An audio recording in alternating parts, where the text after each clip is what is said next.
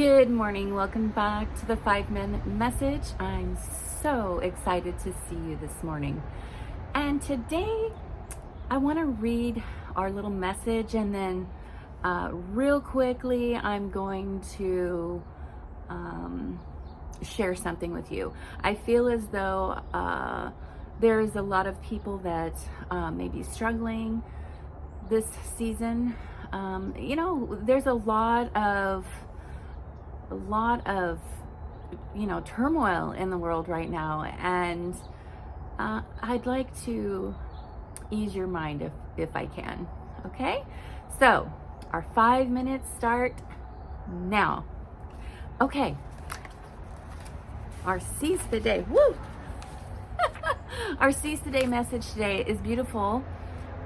Where hope grows, miracles blossom. And the message, isn't that beautiful? The message is really awesome, beautiful, but I want you to believe it. I need you to believe it. And so while I was looking at this, and hope really hit me hard, and so I was looking for something that I could share with you that, I was looking for hope. That's what I was looking for. But then I came across this book that I have. It was an initiative. You can go to Sons and Daughters on YouTube. There's a whole initiative, and it's mostly about young adults. But it was something that I got involved in and supported. And this is where me searching for hope and looking for miracles to blossom, this is where I was brought to. And in this book, the little paragraph, excerpt, chapter, whatever you want to call it, is called I Am Called. And this is where I feel you'll find your hope. So listen in. Let's go. Have you ever been in a crowded space and noticed someone you didn't recognize waving at you from across the room? They seemed intent on communicating something to you, but you couldn't tell what they were saying. You tentatively waved back. You tried to motion that you couldn't understand them. You strained your brain in an attempt to remember who this person was, but it was no use. It was awkward for a few seconds. Then it occurred to you that maybe they weren't gesturing at you at all. So you turned around, and sure enough, just behind you, another stranger was fully engaged in a pantomime conversation with the first person.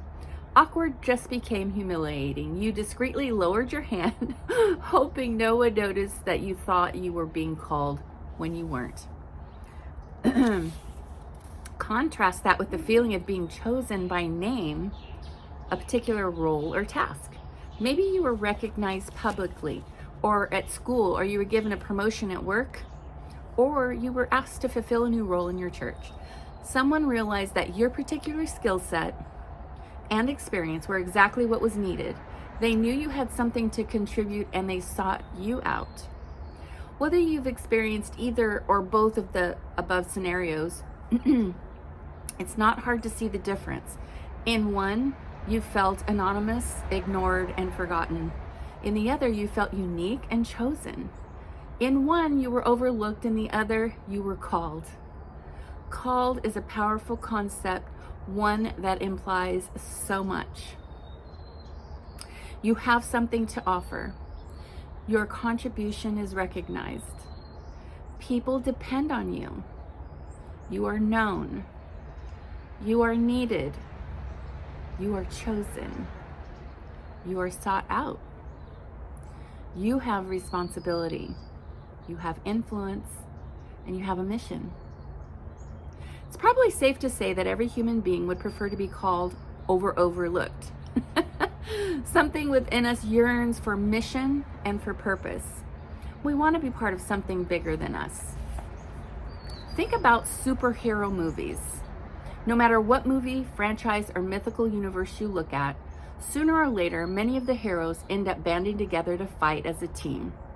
Individual heroes have their respective origin stories, of course, but eventually they work together to defeat the latest and greatest epic foe. These alliances usually have a certain level of dysfunction, which is played for laughs or drama or both. But the appeal of the superhero team is the mix of weaknesses and strengths that bring heroes to the team. Those movies resonate with us personally because while we have our share of weaknesses, we also know we have strengths, abilities, and gifts that the world needs.